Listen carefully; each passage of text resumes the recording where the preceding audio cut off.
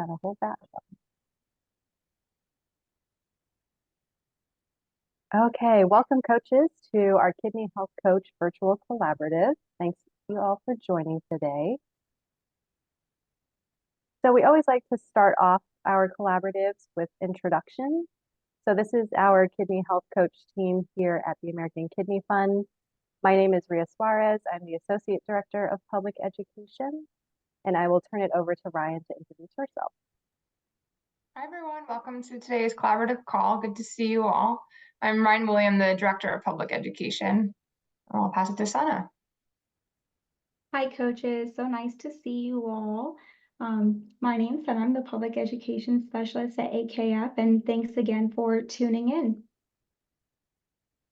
Awesome. Thanks to our team. So if this is your first time joining us for Collaborative, welcome. We'd like to give you the opportunity to introduce yourself, and I see some of you have already done that.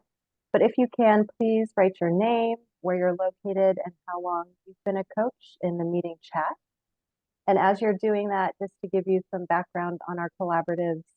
So these are our ongoing virtual events where coaches like you get to come together, meet other coaches, connect with us here as AKF staff.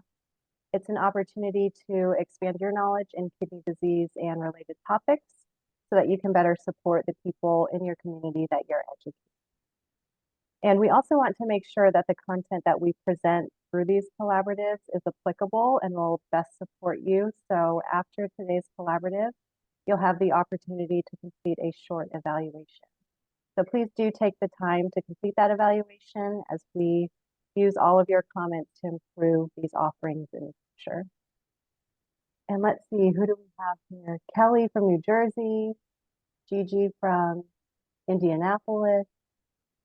Welcome. Chelsea from Milwaukee, Wisconsin. New York, Jamie. California. Veronica from Washington. Nona, Aaron. Well, welcome everyone. Thanks so much for dropping your comments in the chat. All right, for today's agenda, we've covered welcome and introductions. Sana will go over some announcements, and then we'll have our presenter, Dr. Margaret Yu, speak to us about diabetes and chronic kidney disease. Then we'll have a session for our question and answer and close with some reminders. So I will now pass it to Sana to go over some announcements.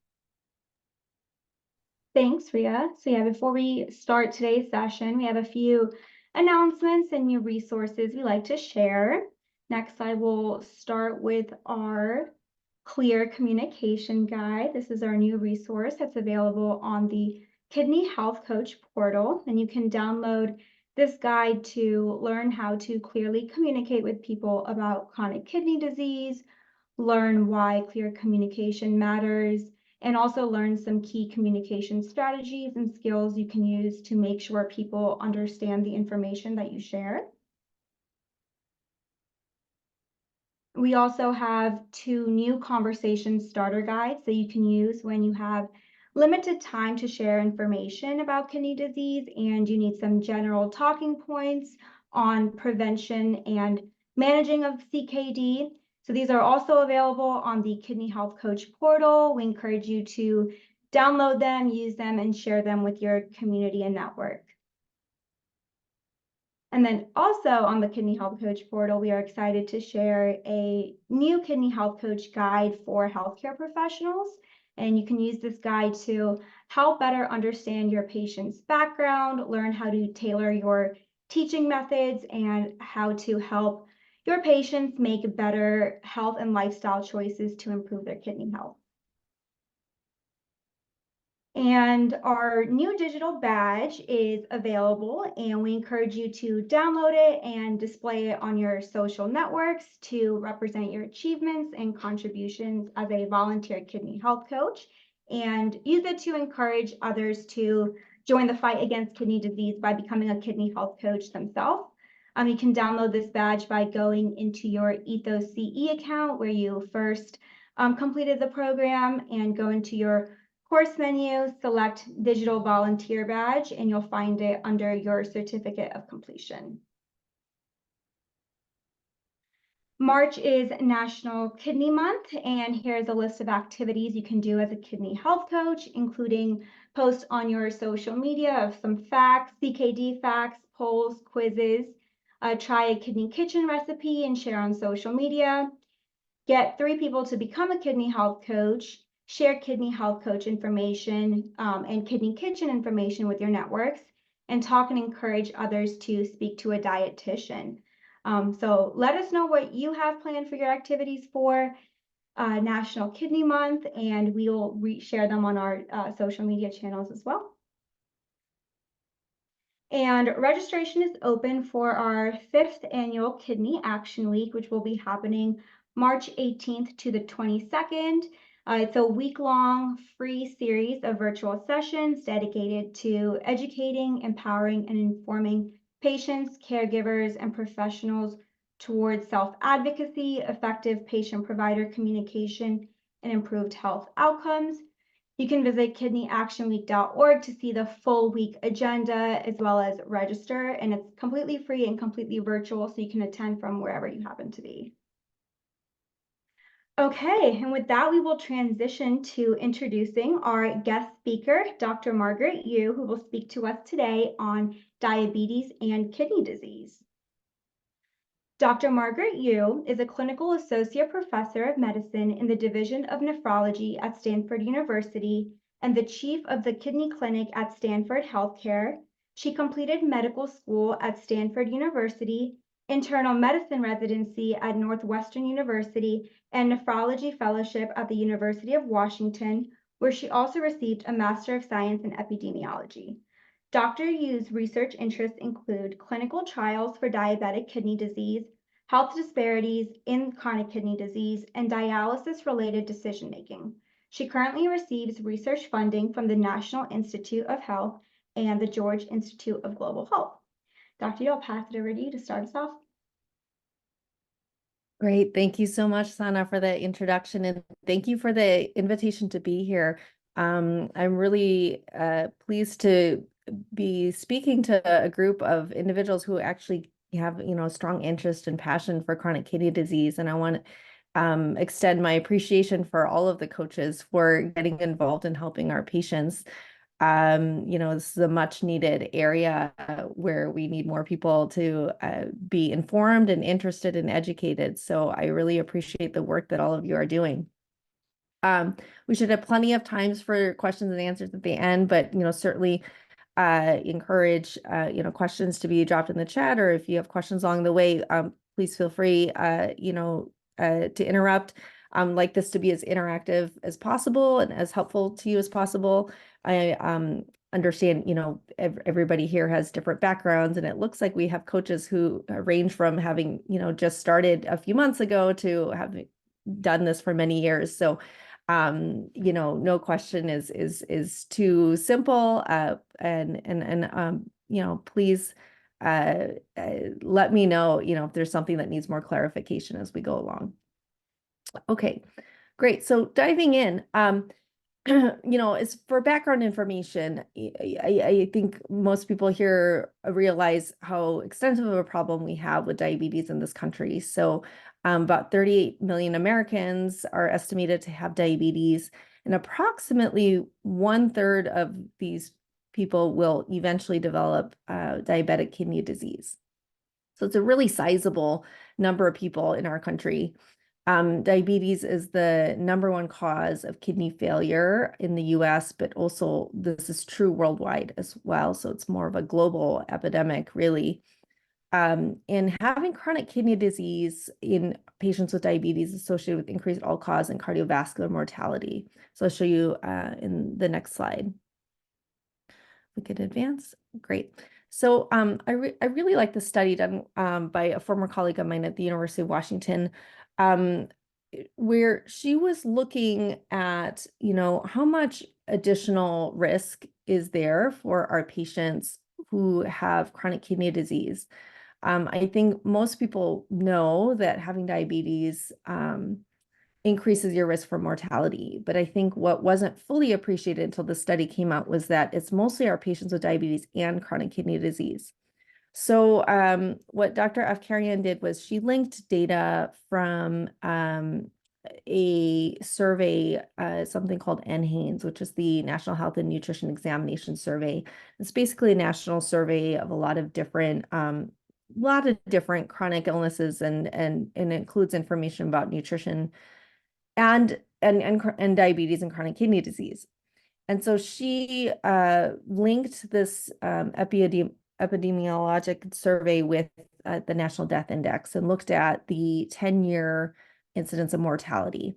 And along here on this dotted line, that's the reference group. So these are patients who had no diabetes or chronic kidney disease, and they had a 10-year mortality risk of about 7 to 8%. And so this first black column here on the left shows, kind of the absolute risk increase in mortality in patients who had diabetes but normal kidney function. So their risk went up by 4% over 10 years. However, for patients who had normal kidney function but albuminuria, so what we usually think of as being an early stage of kidney disease, their absolute mortality risk increased by 18%. For those individuals who had low kidney function, so a GFR of less than 60, their risk went up by 24%. And then for those patients who had both a low kidney function as well as albuminuria, their excess mortality was 47%.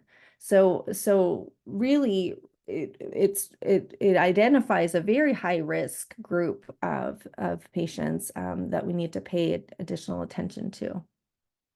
Go on to the next slide. So what is diabetic kidney disease?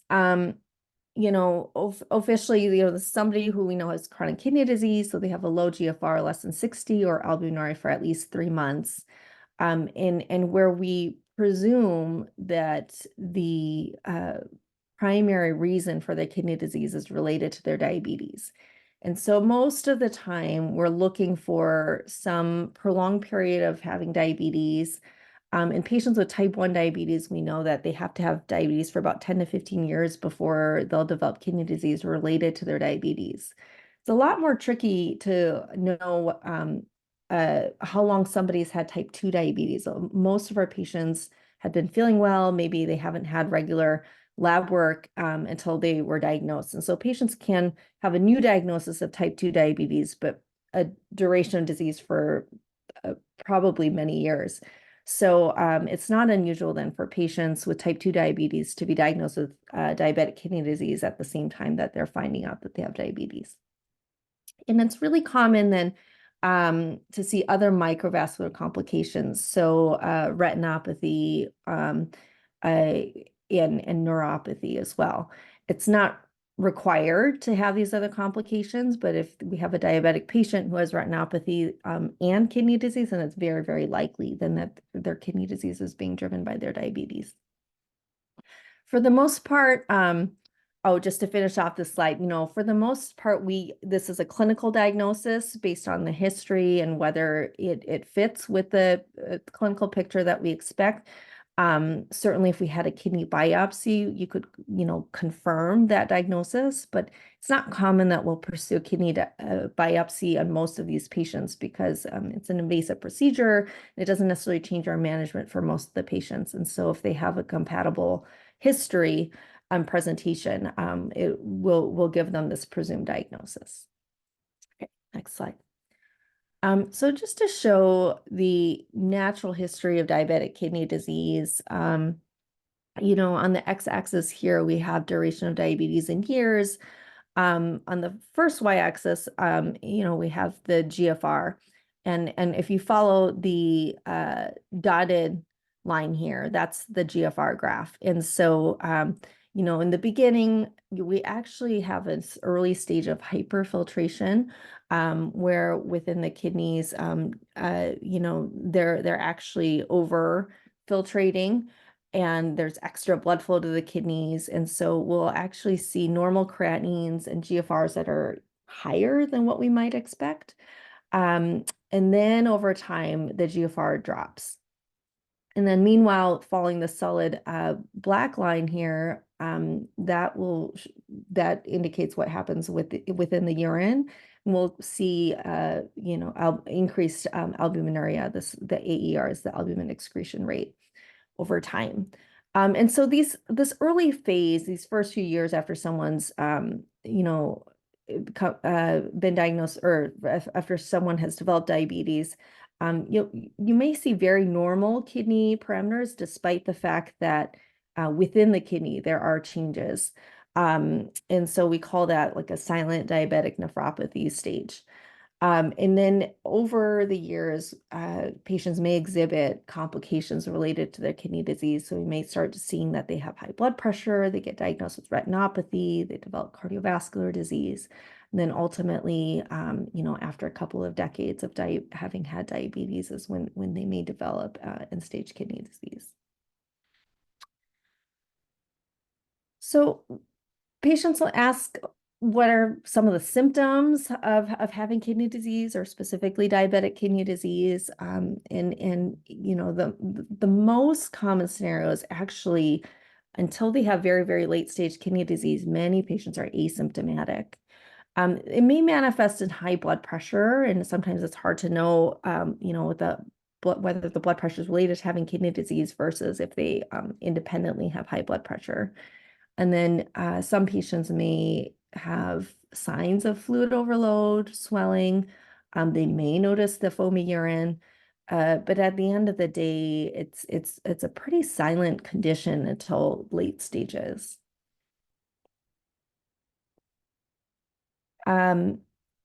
So screening for diabetic kidney disease is recommended for most patients. So all patients with type 2 diabetes, all patients with diabetes and high blood pressure, and then patients with type 1 diabetes who've had their disease for at least 5 years should be getting screening for diabetic kidney disease. And the best way to do this is, to check both blood work, check their creatinine and GFR, but also to check their urine for albuminuria. The spot or random urine albumin to creatinine ratio is the most sensitive test. And then if it's abnormal, we recommend repeating it after 3 months just to confirm that it wasn't an anomaly.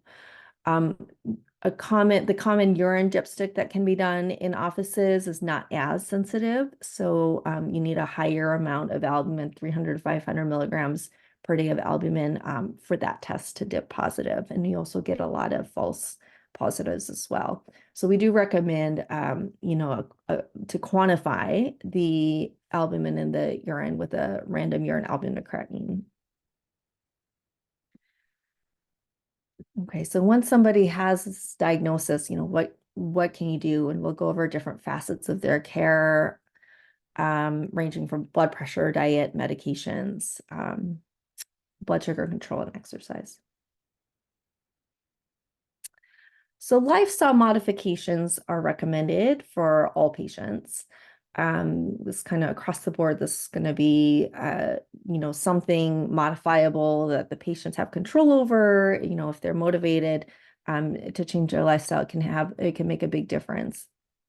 So for patients who are overweight, we would encourage them to try to lose some weight. For all comers, we encourage physical activity. If they're smokers, it does help if they can quit smoking or at least cut down. In general, most patients are going to be recommended to follow a low sodium diet, and that's going to be less than 2.3 grams per day. That should help control blood pressure. Most of these patients also have problems with high blood pressure, and so this will help control blood pressure and seems to reduce kidney disease progression. Regarding diet, there's a lot of information we don't know for sure. Generally, what gets recommended is a moderate protein restriction. So, and what that is 0.8 grams of protein per kilogram of body weight per day. Most of the information most of the studies have been done in patients who have had proteinuric chronic kidney disease, so it's a little bit less clear how beneficial this is for patients who don't have proteinuria. We do know in some studies that if they have very high protein intake, it promotes hyperfiltration within the kidney, and it seems to increase the risk for chronic kidney disease. So I tell patients to try to avoid these very high protein intake diets. There have been several studies looking at very low protein intake diets, and it's not as clear. There runs some risks for nutritional deficiencies in patients who are overly restrictive. So this is where further discussion with the dietitian is actually really helpful, so we can get an individualized plan for the patient. Blood pressure management is a very key component of delaying kidney disease progression in all comers, not just patients with diabetes. We usually do recommend targeting a resting blood pressure of less than 130/80, although exactly how low we want to drive their blood pressure remains a little bit controversial. And when patients come in with high blood pressure above 150, it's even our guidelines actually even recommend that we should be starting more aggressively with 2 blood pressure medications at the same time. ACE inhibitors and angiotensin receptor blockers, so ACEs and ARBs, are recommended for patients with diabetes who have high blood pressure or who have albuminuria. And we'll talk more about specific medications in a bit. Blood sugar control. So, there has probably been a little bit of shift now in how aggressive we are controlling blood sugars in patients who also already have chronic kidney disease, with the idea being that there are some risks for harm if we're overly aggressive with getting the blood sugars down. Patients are at risk for hypoglycemia, and kidney patients in particular have a higher risk for hypoglycemia. Also in large studies, the benefit of driving the blood sugar down really low is more limited if they've already have some existing chronic kidney disease. So for patients with normal kidney function, it's really helpful to keep their sugars under control to prevent CKD. But once they already have moderate to severe CKD, it's not as clear how much benefit they derive from these really tight blood sugars. So again, we do try to tailor recommendations and individualize them based on the patient, how advanced they are with their chronic kidney disease, how many other complications they have, life expectancy, comorbid conditions, et cetera, and their risk for hypoglycemia. So for some patients, it may be reasonable just to target their hemoglobin A1C to be under 8%. If they have more advanced disease, more limited life expectancy, and then also higher risk for hypoglycemia. For other patients, we may be trying to get them down to 6.5%. Okay, moving on to medications. In the last 4 or 5 years, there's just been an explosion of new medications actually for diabetic kidney disease. So this is again, helpful for patients, can be overwhelming because all of a sudden now they're being started on lots of different medications. But there is a role for several different types of classes of medications. They seem to work synergistically. They seem to have an additive benefit to be on multiple different types. So I just wanted to bring, just mention a few different of the key classes of medications that we're talking to our patients about starting. So we'll first start with ACE inhibitors and ARBs. So these are the medications that have been around the longest for diabetic kidney disease. And actually, when I was in training, even not that long ago when I was in fellowship, this was kind of what we had to give our patients. So what they do, this type of medication, it acts on a hormonal system that drives high blood pressure. And so they're used to lower blood pressure. We use them quite commonly for patients with hypertension. But what they also do is, lower pressures within the kidney and reduces albuminuria. So we are using these medications for our kidney patients who actually don't even have high blood pressure, but if they have proteinuria or albuminuria, they're useful in reducing that, and that in the long term then delays kidney disease progression. And then I'll show on the subsequent slide, but compared to other blood pressure medications, ACE inhibitors and ARBs can slow down kidney disease more so. So it's not just the blood pressure effect, but there is something directly within the kidney to help delay kidney disease. So, if we just back up. Yep. So we want to use ACEs and ARBs in all our patients with diabetes who have high blood pressure, or even if they have normal blood pressure, if they have albuminuria. Some of the main side effects, like all medications, there are going to be potential side effects. So, can raise potassium. So there's some patients who can't take them because of high potassium levels. There's a hemodynamic effect within the kidney. So basically, when you first start these medications, it can raise the creatinine by up to 30%. We don't view that as to be an adverse effect, really. It's an expected consequence of the medication, and it's reversible when patients come off of the medication. But it can be alarming to patients if they don't realize that. And if they're tracking their creatinine, they see it bump up after taking the medication. A significant number of patients develop kind of a chronic cough from ACE inhibitors. It can contribute to anemia. Patients can have allergic reactions or angioedema. Can't use it in pregnancy. And then the other thing is just we avoid the combination of using both ACEs and ARBs. We recommend either one or the other. Using the combination doesn't seem to help, and it can increase the risk for side effects. And so this is just one of the key trials, but the irbesartan diabetic nephropathy trial, and you'll see the year on that was 2001. So this one compared irbesartan, which is an ARB, with placebo and amlodipine. So amlodipine is another blood pressure lowering medication. And I guess the slide didn't come out too well, but what you'll see is that the this darker line on the bottom is the irbesartan line, and it separates out from the other two. So even though blood pressure control was similar, if patients received irbesartan versus amlodipine, their kidney risk was lower if they took irbesartan rather than the other blood pressure medications.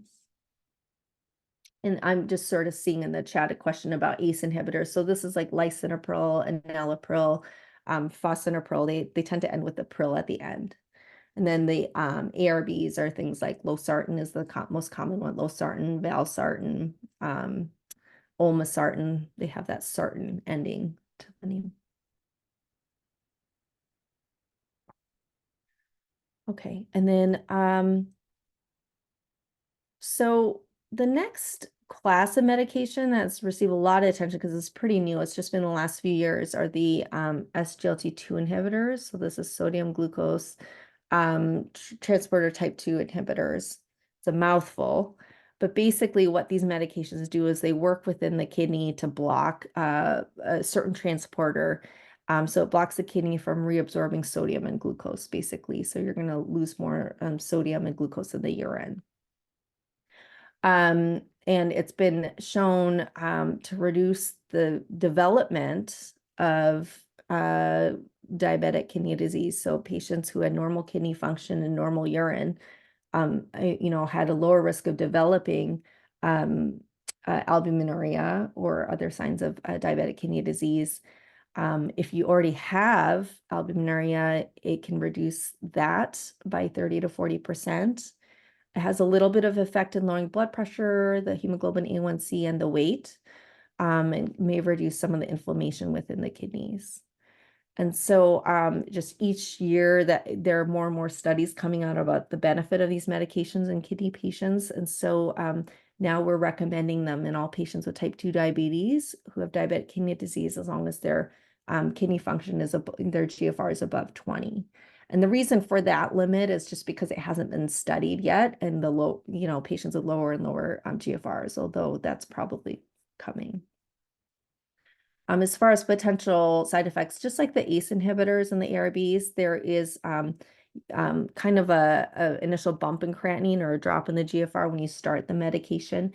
It's reversible if you take the patients off of it, but it's just something that can be alarming if they're not aware that can happen. There's more sugar being lost in the urine, so there's a higher risk of, bladder infections. There is some risk for dehydration because of the diuretic effect. And then some, but not all studies have implicated an increased risk for bone fractures, lower extremity infections, or amputations. The reason why we don't use these medications in patients with type 1 diabetes is because there's a risk of diabetic ketoacidosis in that patient population. We can move on. So this was one of the, first big trials. So again, it's pretty new. This is 2019, looking at one of the SGLT2 inhibitors. So these are, this one looked at canagliflozin, which is Invokana is the trade name for that. In patients with type 2 diabetes. And what this graph is showing is what happens to the GFR. So canagliflozin is in blue. So you'll see that when they first start the medication, there's like an initial drop in the GFR, but then over time, the GFR decline over time is slower compared to the placebo group. So after having been on the medication for about 12 months or 1 year, that's where these lines cross. So if patients can stay on them for over a year, their kidney function will be higher if they had been treated with the medication compared to the placebo. And you'll see very similar graphs with other medications in this class. So this graph on the left looked at dapagliflozin, which is Farxiga. And the one on the right was empagliflozin, which is Jardiance. And basically a similar story in that after that initial drop in their GFR, by 12 to 18 months, the GFR is higher than if they had not been treated at all.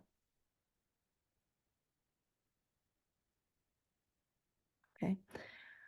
Another pretty new class of medications that's caught a lot of interest for patients with diabetes and CKD are the mineralocorticoid receptor antagonists, or MRAs.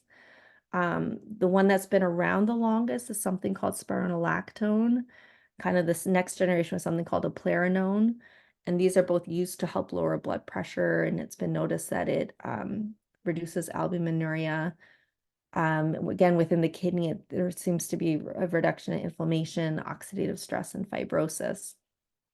And then there is a newer generation one called finerenone. That's the one that a most recent addition to our guidelines, where we want to consider adding this to patients or adding this medication for patients if they still have proteinuria after they've already been put on their ACE and ARB and they've already been put on their SGLT2 inhibitor. These medications can raise potassium, so we have to be pretty selective about which patients we give them to. We have to make sure they have normal potassium. And there are some, potential side effects, the concern for electrolyte abnormalities, acute kidney injury, gynecomastia has been reported with spironolactone. It's pretty new in that when the studies are being conducted, we didn't even have SGLT2 inhibitors in widespread use at the time. So we're still looking at what happens when patients are on all of these different medications and what the benefit is for adding this on top of everything else. And then this is a study. Oh, yeah, go ahead. Yeah. So you'll see, I mean, this was just from 2022. So it's just the last few years that we're kind of, having that we have this information about the benefit of finerenone compared to placebo. So this was a study looking at patients with type 2 diabetes. They were looking at both cardiovascular and kidney endpoints. But when we look at a combined kidney outcome, so which patients developed kidney failure or had a large decrease in their GFR or mortality related to kidney disease. So that's this middle section of the chart here. We'll see that patients who are taking finerenone had 23% reduced risk compared to patients who are on placebo.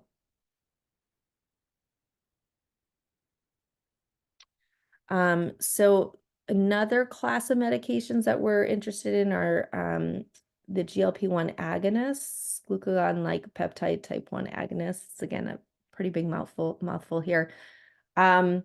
So these are medications that previously we hadn't really been prescribing in nephrology. Our endocrine colleagues were using them to help control blood sugars.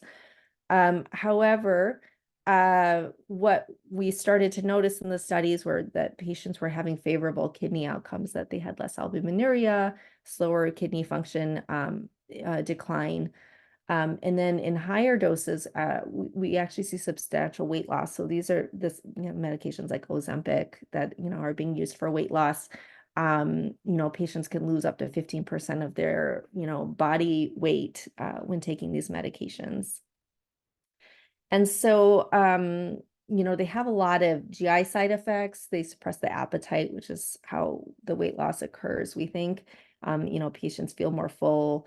It can cause nausea, vomiting, other GI side effects, and potentially can lower the blood sugars and cause hypoglycemia.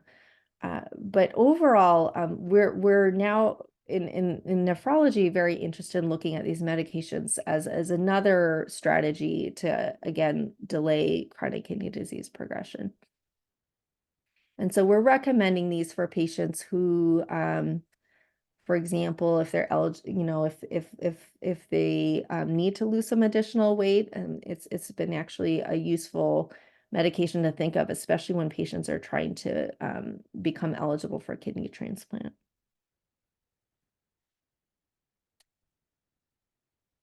Another class of medications, statins used for cholesterol control. These are actually recommended for all patients with diabetes and chronic kidney disease. And that's because our kidney patients do have such high cardiovascular risk, kind of despite, like, almost irregardless of what their baseline cholesterol is. It gets recommended that they take some kind of a statin. So this is a graphic from one of our guidelines. So KDIGO is an international professional kidney guideline, and they put out different clinical practice guidelines for us. And so this kind of summarizes where we're at now, but I will say this changes pretty rapidly. Like, again, in the last 5 years, I've seen a lot of changes in the space of treating patients with diabetic kidney disease. And so the idea here, again, just at the top, lifestyle interventions for everybody. Then we have multiple first-line drug therapies targeting different things. So things that slow down kidney disease, things that control blood pressure, things that control blood sugars, and things that control, statins for the cholesterol. And so it is complicated, but I think the, main message is that we actually have a lot of medications that have been demonstrated to slow down kidney disease and reduce, risk in these patients. And so, I personally wouldn't start a patient on all of these things all at once, but, just to let them know that we do have multiple treatment options that they can work with their health team with. And so just to summarize, diabetic kidney disease, generally a clinical diagnosis. So this is where it's helpful to see a specialist who, knows when to consider additional workup. But for most patients, they're not going to get a kidney biopsy necessarily. And as I just mentioned, it's sort of a multi-pronged approach to their care. Ranging from like lifestyle changes to medications, blood pressure control, blood sugar control. And I think that was my last slide here. Great. Thank you, Dr. Yu. I feel like I always learn something new after each one of our talks, and specifically all of the different treatment options that are available for diabetes and chronic kidney disease. So thank you so much for your very informative talk. So now we'll open it up to our coaches for our Q&A session. We have some coaches who submitted some questions in the registration, and then I see our chat has also filled with some questions as well. So we'll get to as many as we can here. But to get us started, is kidney transplantation a recommended option for diabetes patients with end-stage kidney disease? Yeah, so that's a great question. I didn't touch on transplant much at all, but absolutely. So for patients who have diabetes and then develop kidney failure, we like to talk to them about their different what we call kidney replacement options. And so we think of kidney replacement therapy, specifically we think of dialysis, but we really prefer for patients to try to pursue a transplant if they are eligible. Not everybody will be, and I think the tricky thing that is within transplant is that every transplant center sets their own criteria. So it is possible for somebody to be evaluated at one center and then not accepted at one center, but accepted somewhere else. However, for the most part, the general assessment is similar across the board. So there are assessments for patients who have diabetes. Most centers are going to ask them to have some reasonable control of their blood sugars prior to transplant, out of concern that if they have very uncontrolled disease, that their transplant would suffer the same consequences and fail from the recurrent diabetic nephropathy again. So they have different criteria for A1C cutoffs, but in general, there will be an A1C goal. They have certain weight or body mass index goals. As I mentioned, some patients are asked to lose weight before they can be transplanted, and that has to do with surgical complications that can occur when patients have more abdominal obesity. And then sort of expected prognosis, so if they have other, medical conditions that might limit their, survival, they may not be eligible. Great, thank you. And I see some questions here about the recording and slides being available. So yes, this session is being recorded, and send a link out to access this recording when it's available. Okay, I see another question in the chat. So this one is a two-part question. But if a person has allergy to ACE inhibitor, ARB, what medicine is best? And are there any medications for hypertension contraindicated in those with CKD? Yeah, so great questions. So usually so if somebody has a intolerance to an ACE inhibitor or an ARB, for most patients it's not a true allergy, and they may be able to tolerate, something else. But if they have a true allergy, then I think there are two parts to answer that. So, if they have high blood pressure, basically we move on and, try and control their blood pressure with other medications. And if they're taking the ACE or the ARB for their chronic kidney disease, though, some of the other medications I mentioned today would be of interest. So now, I mean, it used to be we didn't have anything else, and all we did was non-specific therapy to control blood pressure. But now we have the SGLT2 inhibitors, which have been shown to really dramatically reduce proteinuria and delay CKD progression. So we would definitely try to get them on that. And then if they were eligible for finerenone, then that would be another medication to consider. And then the question about, are there medications for hypertension that you can't use if somebody has chronic kidney disease? Not necessarily. I think the problem would just be if somebody develops like an electrolyte abnormality, for example, hyperkalemia with some of our medications is a common one, or hyponatremia, low sodium can happen with some of the medications.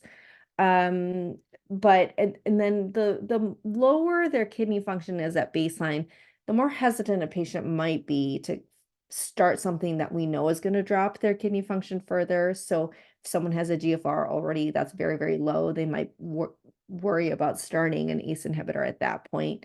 There would be some theoretical benefit to starting ACE inhibitors with advanced kidney disease, but that is a little more controversial, and the data is a little bit more limited there.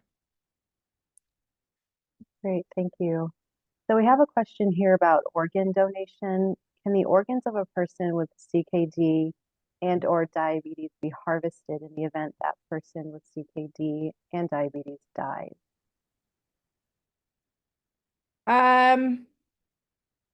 So can a person with CKD and or diabetes be a deceased donor, or organ donor, if that's the question?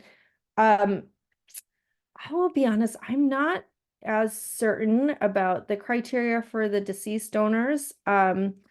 Certainly for living donors, they're very particular. I know our program won't accept anybody that has pre-existing chronic kidney disease or diabetes. Uh, I think if some of the comorbid conditions are well controlled, it may be possible still to donate, as a deceased donor. A lot of times, uh, we have a lot of patients who are waiting for organ transplantation or willing to take an imperfect organ. And so they're willing to accept organs from people that are older or may have had a history of high blood pressure or, something else. Probably wouldn't be suitable if someone has substantial chronic kidney disease, though, for them to donate that organ, but they could potentially donate other organs. Great, thank you.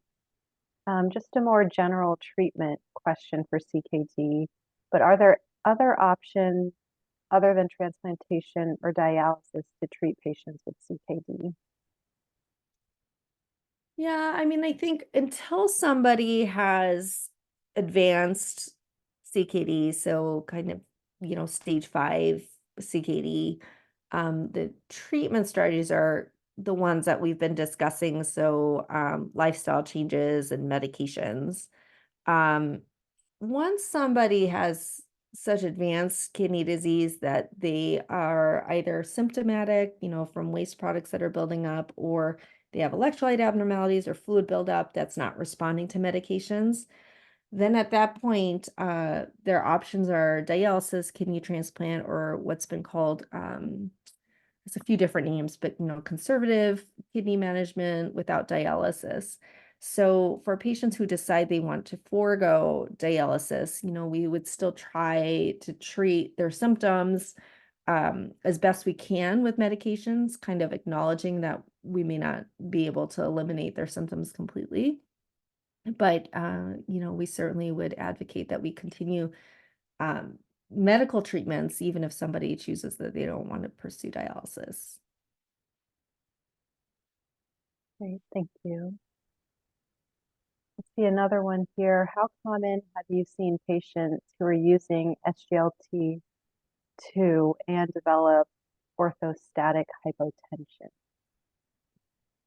Let's say it's not actually all that common. So again, SGLT2 inhibitors, there's some mild diuretic effect. So we can see the blood pressure drop a few millimeters of mercury, and then there is some risk for dehydration, if patients aren't adequately hydrating themselves. That being said, most of the patients I'm taking care of, actually, their blood pressures are still too high. So we usually have a lot of blood pressure room for when we initiate it. And most patients seem to tolerate the medication pretty well. But it is something to check in, after somebody's started the medication, to see if they've had a change in their blood pressure, or if they have more dizziness when they get up. Thank you. Any other questions from our coaches? Feel free to drop it in the chat or even come off mute if you'd like to ask your question verbally. I think I've covered all the ones that are in the chat. If I missed yours, please do let me know. A question, for a patient that has diabetes and doesn't have kidney disease, at what point should they maybe consider seeing a nephrologist? That is really a great question. For all comers, we think it's really important that they have a really good primary care doctor, and many of them may also have an endocrinologist. And what they should be if they have normal kidney function, they should be getting at least their annual lab work, but oftentimes it's more often than that, to make sure that blood sugars are under control. Referral to nephrology, officially, it's actually for late stage kidney disease, so for patients who have a GFR below 30, or if they have a lot of proteinuria despite, kind of our usual treatment strategies. So they're on their ACE inhibitor and their SGLT2 inhibitor, and they still have a lot of proteinuria. And the role of coming to see nephrology then would be just to make sure that we're not missing another diagnosis, that we're comfortable calling this all diabetes. So if someone has like a rapid change in kidney function, rapid change in proteinuria, or something a little unusual, those are the cases that should be coming to see us as well. Thank you.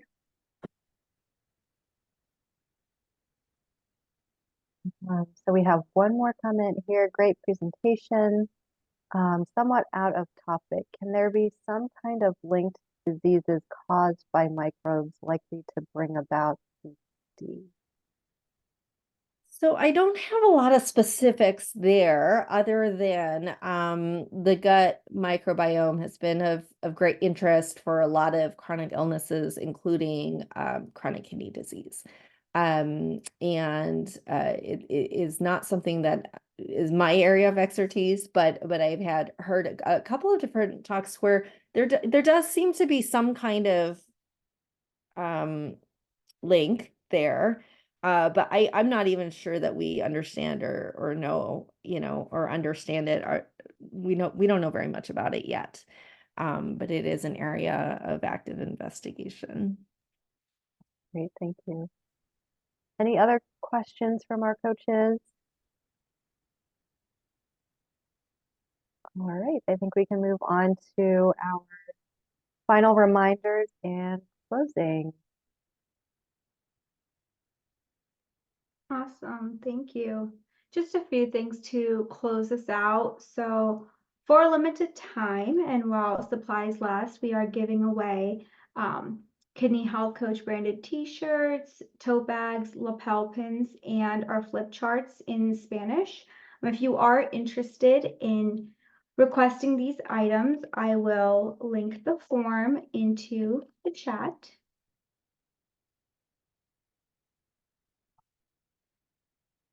And then this is just a reminder that if you are sharing kidney disease information and educating others about chronic kidney disease, to please let us know, log your efforts using our Kidney Health Coach yearly log form that's on our portal, and give us some feedback.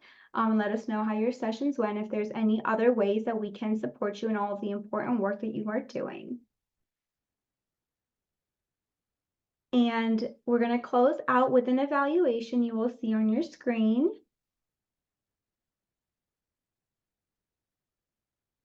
Please take a moment to complete this short survey about today's topic, about today's presentation. Your feedback will help us improve our Kidney Health Coach collaboratives and continue to offer these opportunities for you all. So please take a moment and complete the evaluation that is on your screen.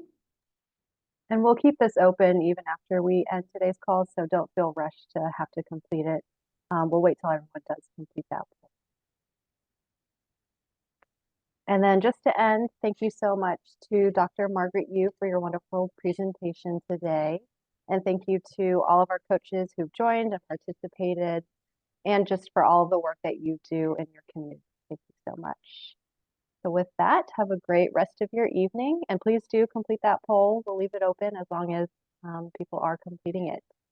Thank you all. Have a great evening.